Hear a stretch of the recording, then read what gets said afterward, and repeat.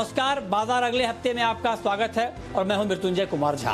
इस खास शो के जरिए हम आपको बताते हैं कि शुक्रवार का मार्केट कैसा रहा, किस तरह का एक्शन दिखा बाजार में, हफ्ते के आखिरी कारोबारी दिन और अगले हफ्ते का मार्केट कैसा रह सकता है और खास करके आपको अगले हफ्ते के पहले दिन यानी सोमवार को कहां पर कमाई के मौके मिलेंगे, ये हम आपको बताएंगे। तो आज आपकी तैयारी कराने के लिए हमारे साथ हैं जी बिजनेस के मैनेजिंग एडिटर अनिल सिंघवी, हमारे साथ एक खास मेहमान हैं ट्रेड स्विफ्ट ब्रोकिंग के संदीप जैन और साथ ही मेरी पूरी रिसर्च टीम तैयार है आपको अलग अलग रिसर्च बताने के लिए। देवांशी से हम जानेंगे आज के बाजार का पूरा एक्शन, मानसी से जानेंगे अगले हफ्ते के ट्रिगर्स और सोमवार को आने वाले नतीजे, कुशल से जानेंगे कि ऑनलाइन फूड डिलीवरी कंपनियों पर फोकस क्यों और पूजा बताएंगे कि गोल्ड फाइनेंस कंपनियों के शेयर में एक महीने में अच्छी तेजी क्यों दिखी। इन सब पर बात होगी, लेकिन सबसे पहले आपको बताते हैं कि शुक्रवार का मार्केट कैसा रहा है। तो बाजार में हफ्ते के आखिरी कारोबारी दिन शानदार क्लोजिंग देखने को मिली। निफ्टी 1.5% की मजबूती के साथ 10,900 के पार बंद होने में कामयाब रहा। सेंसेक्स में भी करीब 550 अंकों का उछाल देखने को मिला। आईटी को छोड़ बाजार में सभी सेक्टर्स में अच्छी खरीदारी देखने को मिली। अब आपको दिखाते हैं कि शुक्रवार के मार्केट में विदेशी निवेशकों ने और घरेलू निवेशकों ने कितनी खरीदारी या बिकवाली की है। तो एफआईआईज यानी विदेशी संस्थागत निवेशकों ने कैश मार्केट में 697 करोड़ रुपए की खरीदारी की है। वहीं डीआईआईज यानी घरेलू संस्थागत निवेशकों ने 209 करोड़ रुपए की बिकवाली की है।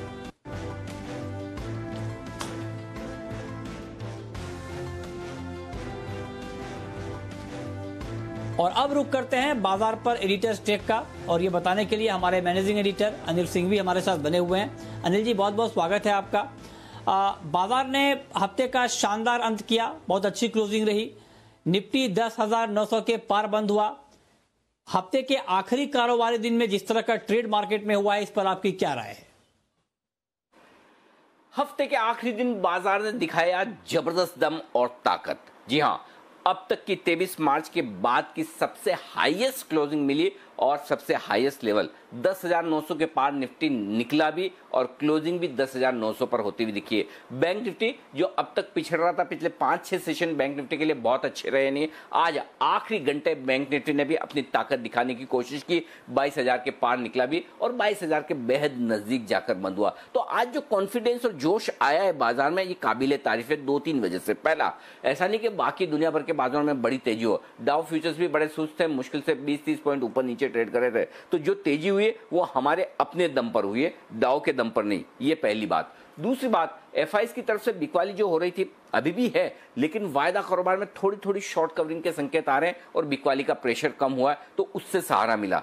तीसरा सहारा मिला घरेलू फंड्स की खरीदारी से। कल के सेशन में घरेलू फंड्स ने अच्छी दमदार खरीदारी की और आज भी अब वहां से खरीदारी के संकेत धीमे धीमे आने लगे हैं। तो कम से कम बिकवाली का दबाव रुका है दोनों ही तरफ के इन्वेस्टर्स का, फॉरेन फंड्स और घरेलू फंड्स, और वो खरीदारी के मूड में आ रहे हैं, वहां से जोश आया। चौथा जोश आया आपको हफ्ते के आखिरी दिन इस उम्मीद में कि सोमवार को बढ़िया तेजी बनेगी, और जो तेजी बनी आज पूरी की पूरी स्क्रीन पर बनी है। ये सबसे बड़ी बात है और इसीलिए कम गैप से खुले, और हमने यही कहा कि जहां खुले वहीं से खरीदारी कीजिए और दिन में और बढ़िया तेजी बनती हुई दिखेगी। तो पूरी की पूरी आज की तेजी स्क्रीन पर हुई और ये बहुत ही शानदार रही। तो ये सारे फैक्टर्स मिलाकर अगर आप देखेंगे तो खरीदारी बहुत दमदार हुई। दिन के हाई पॉइंट पर जाकर बंद होना ताकत दिखाता है, वो भी वीकेंड सेशन पर, और वो भी तब जबकि ग्लोबल मार्केट्स का बहुत सपोर्ट ना हो। तो भारतीय बाजार ने अपने दम पर आज मजबूती दिखाई। एक और बढ़िया बात जो बाजार में दिख रही वो ये कि अब बाजार सिर्फ और सिर्फ रिलायंस पर भरोसे नहीं है कि तेजी के लिए हमें रिलायंस ही देखना है, चौतरफा खरीदारी होती हुई दिख रही है बाजार में। तो कभी एफएमसीजी स्टॉक्स, कभी सीमेंट स्टॉक्स, कभी आईटी स्टॉक्स, कुछ न कुछ इस बाजार में बढ़ने को तैयार है। और आज ये कमान सरकारी कंपनियों ने संभाली, तो ढेर सारी सरकारी कंपनियां ऐसी है जहां पर बढ़िया तेजी बनती हुई दिखी। तो ओवरऑल बाजार में बहुत ही बेहतरीन माहौल बनता हुआ दिख रहा है। अच्छी खरीदारी के साथ हफ्ते के आखिरी दिन बहुत शानदार क्लोजिंग दी है भारतीय बाजारों ने। तो बाजार का माहौल बेहतरीन हो गया है। तो इस बेहतरीन माहौल में आज कौन कौन से ऐसे सेक्टर रहे जिन्होंने पार्टिसिपेट किया है और क्यों पार्टिसिपेट किया है, क्या वजह रही है, ये डिटेल बताने के लिए देवांशी हमारे साथ जुड़ी हैं। देवांशी, बताइए।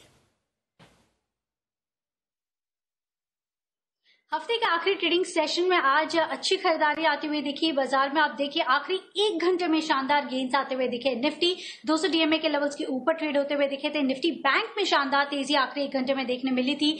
और आप देखिए सारे इंडाइसिस में आज अच्छे गेन्स आते हुए दिखे। लगभग सारे इंडाइसिस आज हरे निशान में बंद हुए। Small cap, mid cap indices में भी आज अच्छी खरीदारी देखने मिली है। साथ ही आप देखिए अगर निफ्टी की बात करें तो आज sector wise oil and gas, साथ ही जो टेलीकॉम स्टॉक्स है यहाँ पे अच्छे गेन्स आते हुए दिखे थे। चुनिंदा एफएमसीजी स्टॉक्स में अच्छी खरीदारी थी। फार्मा में आज अच्छे गेन्स आते हुए दिखे। एनबीएफसीज आज अच्छी तेजी के साथ ट्रेड करते हुए दिखे थे। सबसे पहले अगर निफ्टी गेनर्स की बात करें तो बीपीसीएल, भारतीय इंफ्रा, रिलायंस इंडस्ट्रीज, टाइटन, ये कुछ स्टॉक्स थे जो कि आज टॉप गेनर्स की लिस्ट में शामिल होते हुए दिखे हैं। वहीं लूजर्स आज बहुत ही कम थे, लेकिन हमने देखा हिंडाल्को लाल निशान में आज आते बंद हुआ है। ब्रिटानिया में आज नतीजों के बाद थोड़ी सी मुनाफा वसूली जरूर होती हुई दिखी है ऊपरी लेवल से। नेस्ले, टीसीएस, ये कुछ स्टॉक्स थे जहां पे मुनाफा वसूली आती हुई दिखी, लाल निशान में बंद होते हुए दिखे। साथ ही बैंकिंग स्टॉक्स पर आप नजर कीजिए, आज यहाँ पे अच्छे गेन्स आते हुए दिखे। एनबीएफसीज में भी आज अच्छी तेजी आती हुई दिखी है। एचडीएफसी बैंक, बंधन बैंक, यूनियन बैंक, आईओबी, ये कुछ ऐसे बैंक्स थे जहां पे आज अच्छी खरीदारी आती हुई दिखी। सरकारी बैंक्स में भी आज अच्छी गेन्स आते हुए दिखे हैं। फार्मा स्टॉक्स की अगर हम बात करें तो आज हमने देखा ग्रैन्यूल्स, यहाँ पे अच्छी गेन्स थे। कैडिला हेल्थ केयर में आज अच्छी तेजी आती हुई दिखी। सिप्ला, यहाँ पे अच्छी तेजी थी। मिड कैप स्टॉक्स में भी आप देखिए आईओएल केमिकल्स जैसे स्टॉक्स थे जहां पे 7 से 8% तक की तेजी आती हुई दिखी है। इसके अलावा ऑयल एंड गैस स्टॉक्स, आज ये इन स्टॉक्स में आज अच्छी गेन्स आते हुए दिखे हैं। बीपीसीएल 12% तक की तेजी, एचपीसीएल में आज अच्छे गेन्स थे। चेन्नई पेट्रो, ओएनजीसी, गेल, ये चुनिंदा स्टॉक्स है जहां पे आज अच्छे गेन्स आते हुए दिखे हैं। ऑटो एंसिलरी, साथ ही टायर स्टॉक्स, ये कुछ स्टॉक्स है जहां पे आज भी अच्छी खरीदारी आती हुई दिखी है। ट्रैक्टर स्टॉक्स में आज अच्छे गेन्स आए हैं। अशोक लेलैंड, टाटा मोटर, एमएनएम, हीरो मोटोकॉर्प में आज अच्छी खरीदारी थी। ऑटो एंसिलरी में आज Exide, MRF, Balkrishna industries, Amara Raja batteries, ये चुनिंदा स्टॉक्स से जहां अच्छे गेन्स आते हुए दिखे हैं। साथ ही आईटी स्टॉक्स पर अगर नजर करें तो आज हमने फाइनली देखा थोड़ी सी मुनाफा वसूली इन स्टॉक्स पर आती हुई दिखी है। पिछले 2 ट्रेडिंग सेशन से अच्छे नतीजों के चलते ये सारे स्टॉक्स में आज खरीदारी थी, लेकिन आज Mphasis, Mastek, TCS, LTI, LNT tech, ये कुछ स्टॉक्स थे जहां पे आज ऊपरी लेवल से मुनाफा वसूली होती हुई दिखी, लेकिन बाकी सारे इंडाइसेस आज हरे निशान में ट्रेड करते हुए दिखे। ठीक है, तो ये अलग अलग सेक्टर का एक्शन। लेकिन अब रुक करते हैं अपने खास मेहमान का, और हमारे साथ हैं आज ट्रेड स्विफ्ट ब्रोकिंग के संदीप जैन साहब। संदीप जी, बहुत बहुत स्वागत है आपका। और अंत भला तो सब भला, शुक्रवार का मार्केट बड़ा अच्छा रहा, बहुत अच्छी क्लोजिंग हुई। तो अब आप ये बताएं सर कि आज के मार्केट को देखते हुए अगले हफ्ते का बाजार आपको कैसा लग रहा है, और खास करके मंडे को कोई अगर इंट्राडे ट्रेड करना चाहे तो उन्हें कहां पर ट्रेड करना चाहिए? बिल्कुल जबरदस्त अंत था, और अंत भला तो सब भला, वो तो था ही। और आज भी जो वीकेंड शो था वो भी एक मृत्युंजय जी मस्ती की पाठशाला, उसने भी एक हेडलाइंस बनाई है। जबरदस्त माहौल बना और जबरदस्त रिस्पांस मिला, तो मैं तो ये कहूंगा कि इसकी भी एक हेडलाइंस आप जरूर से बना दीजिएगा। बट एनीवेज, जिस तरीके से 200 डे एसएमए के ऊपर, सिंपल मूविंग एवरेज के ऊपर मार्केट बंद हुआ है, दैट्स वेरी हार्टनिंग। टेक्निकली इसलिए देखना पड़ता है कि फंडामेंटल्स के लिए भी जब इस लेवल के ऊपर मार्केट बंद हुआ है तो फंडामेंटली मार्केट सही लगने लग गया है। और सबसे बढ़िया क्लोजिंग हुई आज आफ्टर 23 मार्च, जो अनिल जी ने कहा। बैंक निफ्टी ने भी साथ दिया, ब्रॉड बेस्ड रैली थी। आईटी इंडेक्स तो ऑलरेडी धूम मचा रखा था लास्ट वीक में, एफएमसीजी चला, रिलायंस तो कमान संभाला हुआ था, फिर वापस से रिलायंस के अलावा भी दूसरे ऑयल एंड गैस सेक्टर्स भी चलने लगे हैं। डोमेस्टिक फंड्स ने अच्छी बाइंग की कल, आज एफआईआई का मूड पॉजिटिव, तो ओवरऑल माहौल ठीक है और ब्रॉड बेस्ड बाइंग आई है। तो इसलिए मैंने स्टॉक्स भी अलग अलग सेक्टर्स के चुने हैं। और पिछले वीक का अगर मैं थोड़ा सा अपडेट देना चाहूंगा कि वीएसटी इंडस्ट्रीज ने भी अपना इंट्राडे में मैंने दिया था वो टारगेट हासिल किया था। फाइन ऑर्गेनिक्स ने भी टारगेट हासिल किया, इनफैक्ट लास्ट वीक मैंने पोजिशनल पिक के तौर पे दिया था। और एलेंटास बैक जो कि 2188 के लगभग दिया था, 2275 के लगभग हाईज बनाया लास्ट वीक में और 2236 पे क्लोजिंग हुई है। अब जो मेरी नई पिक है वो है इंट्राडे में एआईए इंजीनियरिंग, जो कि मैंने पहले भी काफी बार दिया हुआ है, पोजिशनल पिक के तौर पे भी और बजट के टाइम पे भी दिया था और वैल्यू पिक के तौर पे भी। बेहतरीन क्वालिटी स्टॉक है एआईए इंजीनियरिंग, और 1730 के टारगेट के लिए पहला, और दूसरा 1750 इंट्राडे पिक के तौर पे।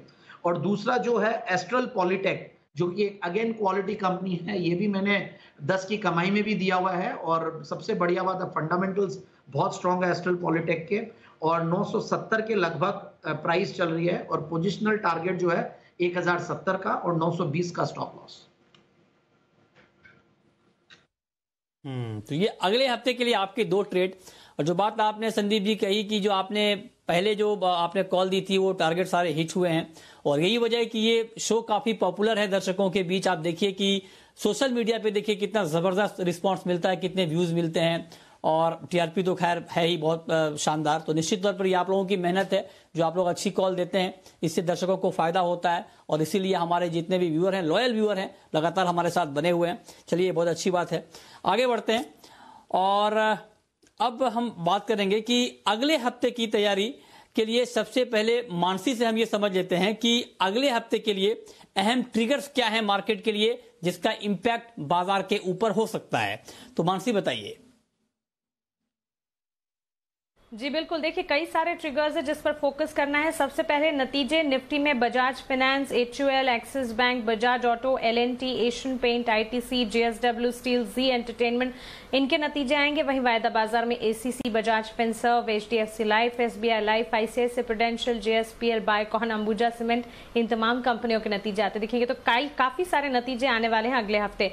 20 जुलाई यानी कि सोमवार के दिन AGR मामले पर अगली सुनवाई होने जा रही है। इसी दिन बलरामपुर चीनी का बायबैक भी खुलेगा।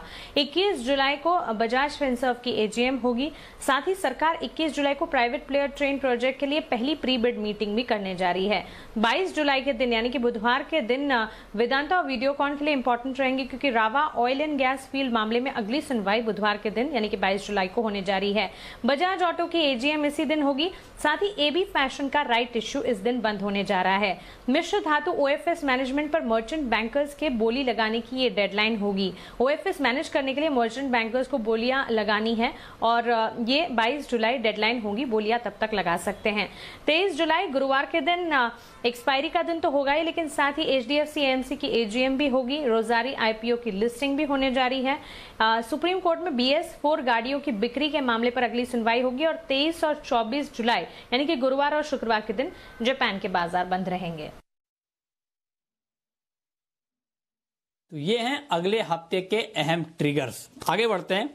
सोमवार को ACC के नतीजे आएंगे, और ये नतीजे कैसे रह सकते हैं, क्या अनुमान है, क्या आंकड़े आएंगे, ये डिटेल समझाने के लिए, बताने के लिए मानसी बनी हुई है। मानसी बताइए। जी बिल्कुल, देखिए ACC के नतीजे कमजोर रहने के अनुमान है। वॉल्यूम में 34% की गिरावट का अनुमान है। वहीं रियलाइजेशन में 4.8% की गिरावट सालाना आधार पर दिख सकती है। तिमाही आधार पर रियलाइजेशन में 2.9% की बढ़त का अनुमान हम जरूर लगा रहे हैं, लेकिन क्योंकि सालाना आधार पर रियलाइजेशन कमजोर है और वॉल्यूम्स में भी कमजोरी है, इसका सीधा असर मुनाफे पर पड़ता दिखेगा। 52% की गिरावट मुनाफे के फ्रंट पर देखी जा सकती है। वहीं अगर आय की बात करें, 35% की गिरावट कंपनी की आय में भी देखने को मिलेगी। मार्जिन्स के फ्रंट पर 17% से 15.9% के आंकड़े आते हुए देखने को मिल सकते हैं। वहीं रेडी मिक्स कंक्रीट के रेवेन्यू में 50% की गिरावट की आशंका सालाना आधार पर है। नजर कुछ चीजों पर रहेगी। कोरोना के चलते कंपनी के सेक्टर के प्रदर्शन पर नजर रहेगी। वहीं सीमेंट की मांग पर, साथ ही सीमेंट की कीमतों के ट्रेंड पर भी नजर रखनी होगी, और साथ ही वॉल्यूम्स की स्थिति कैसी है इस पर भी हम नजर रखेंगे। ठीक है, तो ये संदीप जी, जो ये अनुमान मानसी ने भी बताया कि ACC के नतीजे कैसे रह सकते हैं, तो इस अनुमान को देखने के बाद और ओवरऑल जो सीमेंट सेक्टर है उसके आउटलुक को देखने के बाद क्या नजरिया आपका बन रहा है ACC के ऊपर? देखिए, लास्ट क्वार्टर तो सर्टेनली एक बहुत ही स्पेशल क्वार्टर है, क्योंकि ऑलमोस्ट आधा पूरा क्वार्टर आपके लॉकडाउन में गया और फिर बाकी भी थोड़ा बहुत अनलॉकिंग हुई है, बट फिर भी ये सेक्टर काफी मजबूत है। मुझे ऐसा लगता है ये सारी चीजें काफी हद तक डिस्काउंटेड है, और जो हम देखते हैं सीमेंट सेक्टर में वो ये देखते हैं कि आपकी जो रिटेल प्राइसेस है वो कैसी, और काफी स्ट्रांग चल रही है, और अभी भी वापस से 10 से 15 रुपया बोरी के वापस से बढ़े हैं। नॉर्थ ईस्ट में काफी स्ट्रांग प्राइसेस चल रही है, क्योंकि एक तो सप्लाई की भी डिसरप्शन है, और दूसरा रूरल डिमांड वो काफी अच्छी है। और अच्छा जब मॉनसून रहता है तो उसके बाद आने वाले दिनों में बहुत अच्छा रहता है। मॉनसून के मंथ के दौरान जरूर से थोड़ा सा पिकअप कम हो सकता है, बट आने वाले दिनों में चूंकि जब इतनी इनकम आती है और खरीफ की फसल जब अच्छी होगी, रूरल इनकम बढ़ रही है और रूरल इंडिया एक अलग ही चल रहा है, जो भारत है और इंडिया दोनों अलग अलग तरीके से चल रहा है। तो सीमेंट सेक्टर पे मैं काफी दिनों से काफी बुलिश, और मैंने इसी शो में अगर आपको याद हो तो मैंने एक स्टार्ट सीमेंट एक स्टॉक दिया था 76 रुपए में, जो कि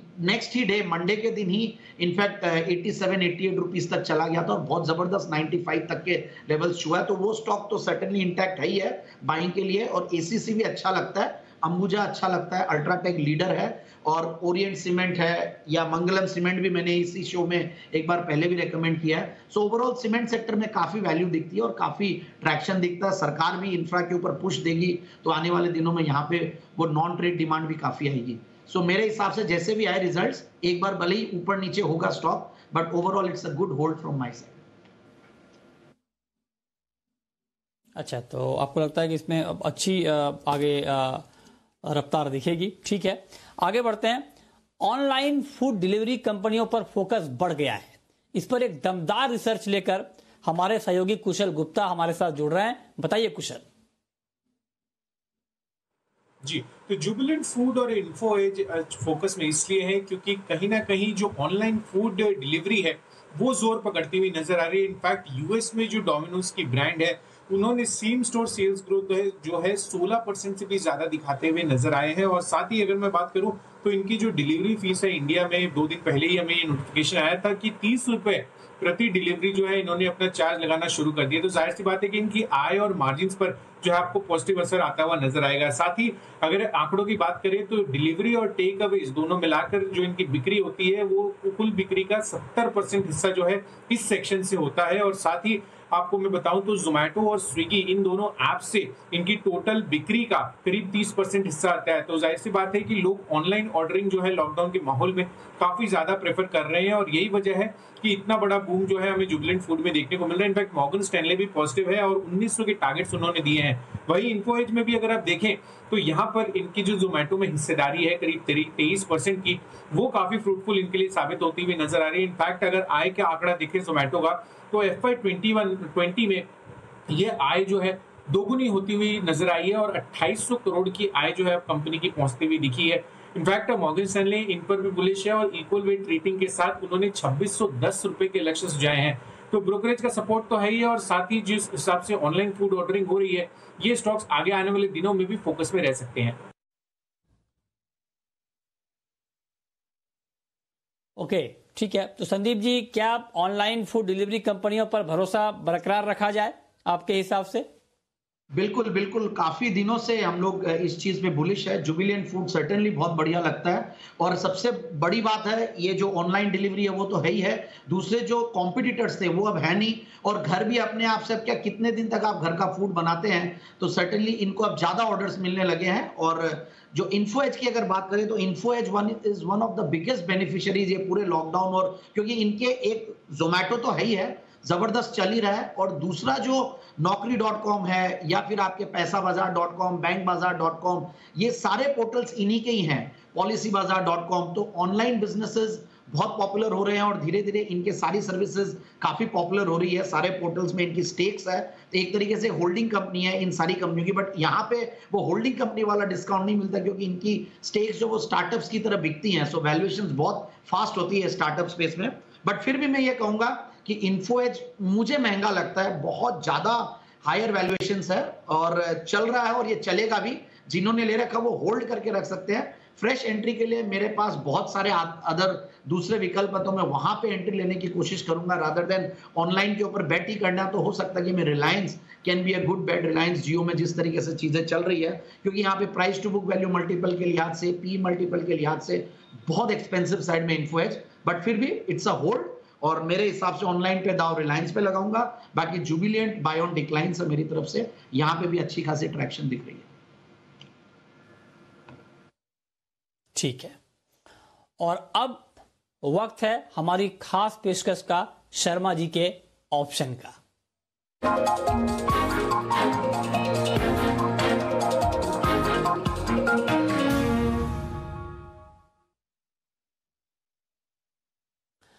और हमारे साथ ऑप्शन का ये ट्रेड बताने के लिए वीके शर्मा जी जुड़ चुके हैं एचडीएफसी सिक्योरिटीज के। शर्मा जी बहुत बहुत स्वागत है आपका। बताइए सर, मंडे के लिए ऑप्शन के जरिए कहां पर ट्रेड करना ठीक रहेगा? नमस्ते मृत्युंजय, आपको और आपके सभी बहुत ही जागरूक दर्शकों को। मेरा मानना है कि अगले सप्ताह आप फार्मा के ऊपर जोर देखेंगे और उसकी वजह यह है कि आज फार्मा इंडेक्स ने अपना नया हाई बनाया है और ये जो इंडेक्स है निफ्टी का, फार्मा इंडेक्स की बात कर रहा हूँ, उन्होंने एक नया हाई बनाया है। और ये मालूम था कि अप्रैल में जून में जो तेजी आई थी 3-4 महीने की, उसमें फार्मा ने लीड जरूर किया था, लेकिन उसके बाद में शेयर सुस्त हो रहे थे। अब लगता है कि ये जोर मारने की कगार पर हैं। कल मैंने सिप्ला बोला था और आज मैं एक दूसरे और स्टॉक को लेके आया हूँ लार्ज कैप में, निफ्टी का पोर्शन डॉक्टर रेड्डीज। तो यहाँ पे मृत्युंजय मैं सलाह दूंगा कि डॉक्टर रेड्डीज की 4150 की कॉल 110 रुपए पे ली जा सकती है, 80 रुपए का स्टॉप लॉस और 170 रुपए का टारगेट। मैं बस आज इतना ही मृत्युंजय। और अब वक्त है ये जानने का कि सोमवार के लिए और अगले हफ्ते के लिए आपकी स्ट्रेटेजी मार्केट में क्या होनी चाहिए, और ये बताने के लिए हमारे मैनेजिंग एडिटर अनिल सिंघवी हमारे साथ बने हुए हैं। अनिल जी, 2 दिन की छुट्टी के बाद जब सोमवार को मार्केट खुलेगा तो क्या स्ट्रेटेजी बाजार में बनानी ठीक रहेगी? जहां तक सोमवार का सवाल है, जिस तरह से बाजार मजबूती के साथ आज बंद हुए, ये तो लग रहा है कि ट्रेंड ऊपर की तरफ का बरकरार रहना चाहिए और पूरी कोशिश बाजार की होगी 11,000 के पार निकलकर टिके भी, और बैंक निफ्टी भी 22,000 के पार निकलकर टिककर 23,000 की तरफ बढ़ने की कोशिश कर सकता है। लेकिन सपोर्ट चाहिए ग्लोबल मार्केट्स का, नो डाउट। और साथ ही देखेंगे कि डाउ फ्यूचर सोमवार सुबह किस तरह से ट्रेड करते हुए दिखते हैं। कहीं की बाजार में उम्मीद है कि कोरोना की वैक्सीन को लेकर जल्दी ही कुछ अच्छी खबर सुनने को मिलेगी। शायद इस उम्मीद में हफ्ते के आखिरी दिन ट्रेडिंग में तेजी भी बनी है, अच्छी क्लोज भी मिली है। टेक्निकली बाजार स्ट्रांग है, वायदा कारोबार के संकेत ठीक है, और ग्लोबल मार्केट्स अगर सपोर्ट दे दें तो इस तेजी को हम अगले हफ्ते और आगे बढ़ाते हुए नजर आएंगे। अब 10,600 से 10,700 के बीच में बाजार मजबूत सपोर्ट और बेस बना चुका है। एक ब्रेकआउट की तैयारी होती दिख रही है। आज 10,900 के ऊपर की क्लोजिंग ये बता रही है कि बाजार ब्रेकआउट के लिए तैयार हो रहा है। हाँ, बैंक निफ्टी का सपोर्ट उतना अब तक नहीं आया। अगर बैंक निफ्टी ने सोमवार को मजबूती दिखा दी और यहां से तेजी बनती हुई दिखी तो बाजार 11,000 के पार जाने को भी तैयार है, और बैंक निफ्टी भी वापस 22,500 23,000 की रेंज में जाने को तैयार हो सकता है। तो ओवरऑल बहुत अच्छे संकेत मिल रहे हैं। नीचे की तरफ अब जो सपोर्ट रेंज है बैंक निफ्टी के लिए 21,500 के आसपास की बनेगी, निफ्टी के लिए 10,700 के आसपास की बनेगी। 11,000 के पार निकलने के बाद बड़ी तेजी बनेगी और बैंक निफ्टी भी 23,000 के पार निकलेगा। बैंक निफ्टी के लिए थोड़े से लेवल ऊपर के ज्यादा है, 22,800 23,000 की रेंज निकल कर आती है, लेकिन निफ्टी के लिए 100 पॉइंट ही ऊपर का लेवल है 11,000 का, और उसके पार करते ही निफ्टी में और बेहतरीन तेजी, बेहतरीन खरीदारी, बेहतरीन शॉर्ट कवरिंग आने की संभावना बनेगी। तो अगले हफ्ते के लिए 11,000 मेक और ब्रेक है निफ्टी के लिए, और उसी पर आपको नजर रखनी चाहिए। बहुत शुक्रिया सर आपका अगले हफ्ते के लिए ये स्ट्रेटेजी बताने के लिए। लेकिन अब आपको बताते हैं ऑप्शन का एक और ट्रेड, और ये ट्रेड बताने के लिए हमारे साथ हैं ट्रेडबुल्स सिक्योरिटीज के सच्चिदानंद उत्तेकर जी। सर बहुत स्वागत है आपका। बताइए सर, आपके हिसाब से मंडे को ऑप्शन में कहां पर ट्रेड लेना चाहिए? गुड इवनिंग मृत्युंजय, यहाँ पर क्लियरली इंडेक्स पे निफ्टी में मुझे लग रहा है एक बुलिश मोमेंटम जो पिछले 2 दिनों से नजर आ रहा है, मुझे लग रहा है वो एक्सटेंड होना चाहिए। 11,000 के आसपास एक बैरियर जरूर है, बट मुझे लग रहा है ये पर्टिकुलर बैरियर अगले हफ्ते ही चैलेंज होना चाहिए। एंड जिस तरीके से ऑप्शन डेटा प्रेजेंट हो रहा है यहाँ पर 11,200 तक की एक अप मूव आनी चाहिए अगले हफ्ते में। अगर हम ओवरऑल वीकली सेटअप भी देखें तो काफी कन्विंसिंग क्लोज हुआ है ऑन वीकली चार्ट्स 10,900 के ऊपर। तो मुझे लग रहा है ये मोमेंटम जारी रहेगा और इस मोमेंटम को एक बुल कॉल स्प्रेड थ्रू आपको पार्टिसिपेट करना है, जहां पर 11,000 का आपको कॉल ऑप्शन बाय करना है और उसके अगेंस्ट 11,200 का कॉल ऑप्शन आपको बेचना है। ये कंबाइंड स्प्रेड अराउंड 54 से 50 के रेंज में आपको खरीदना है एंड 34 का लगाना है स्टॉप लॉस। लगभग अराउंड 80-85 तक के टारगेट्स में एक्सपेक्ट कर रहा हूँ। मुझे लग रहा है ये जो 11,000 का जो लेवल है तो काफी चैलेंजिंग रहा है, बट मुझे लग रहा है first half of the week में ही ये पर्टिकुलर लेवल ब्रेक होना चाहिए on the higher side. Okay, बहुत शुक्रिया सर आपका ऑप्शन का ये ट्रेड बताने के लिए। संदीप जी, अब आखिरी सवाल आपसे ही कि लंबे समय के निवेशक के लिए इस बाजार में क्या है और उनको कहां पर पैसा लगाना चाहिए? बिल्कुल एक बेहतरीन स्टॉक लाया हूं मृत्युंजय जी, और ऐसा स्टॉक है एक एमएनसी स्टॉक और सिर्फ 870 करोड़ की मार्केट कैप वाली कंपनी, बहुत ही जबरदस्त कंपनी है। कई बार सिर्फ मार्केट कैप को देख के लोग उसको साइड में रख देते हैं, बट आप ये देखिए कि ये ऐसी कंपनी है जो इंडिया की सबसे बड़ी और sole manufacturer high standard carbon rods की, इंडिया में कार्बन रॉड्स बनाने वाली सबसे बड़ी कंपनी और वर्ल्ड में भी लीडिंग कार्बन रॉड्स मैन्युफैक्चरर्स में से आती है। बस यही है कि इस जो प्रोडक्ट का बहुत बड़ा कंजम्पशन है, इसीलिए सेल्स भी छोटी है तो मार्केट कैप भी छोटी है। बट जापान की अगर Panasonic carbon, Matsushita carbon company limited नाम था पुराना, अगर वहां की एक एमएनसी है तो बहुत भरोसा आता है। सबसे बढ़िया बात है return on capital employed 18%, stock का पी मल्टीपल सिर्फ 10 का पी मल्टीपल, और अगर आप ये देखें price to book value multiple 1.5 है। हाईएस्ट एवर टीटीएम दिया है पिछले 12 महीने में 17 करोड़ का, और डिविडेंड यील्ड है 2.82% का, और ग्रोथ अगर 5 साल की देखें तो करीब 12.5% की प्रॉफिट में ग्रोथ दी है। मार्च के 2019 में 2 करोड़ 85 लाख का प्रॉफिट था, उसके सामने मार्च 20 में 3 करोड़ 71 लाख का। लाइफ टाइम हाइज देखेंगे तो अगेन माउथ वाटरिंग 950 रुपए के लेवल्स के सामने अभी ये 360 रुपए के लेवल्स पे पड़ा है। इक्विटी कैपिटल सिर्फ 4.80 CR और प्रोमोटर्स की कैपिटल इसमें अलग है। तो मुझे लगता है कि ये स्टॉक आने वाले दिनों में बहुत अच्छा परफॉर्म कर सकता है, बहुत आराम से मुझे लगता है कि ये स्टॉक 450 के टारगेट जी अचीव कर लेगा। हाँ जी, ठीक है, बहुत शुक्रिया संदीप जी आपका, और साथ ही मेरी पूरी रिसर्च टीम का अब बताने के लिए कि शुक्रवार का मार्केट कैसा रहा और अगले हफ्ते का बाजार कैसा रह सकता है, कहां पर कमाई के मौके बन सकते हैं। तो फिलहाल इस बुलेटिन में इतना ही।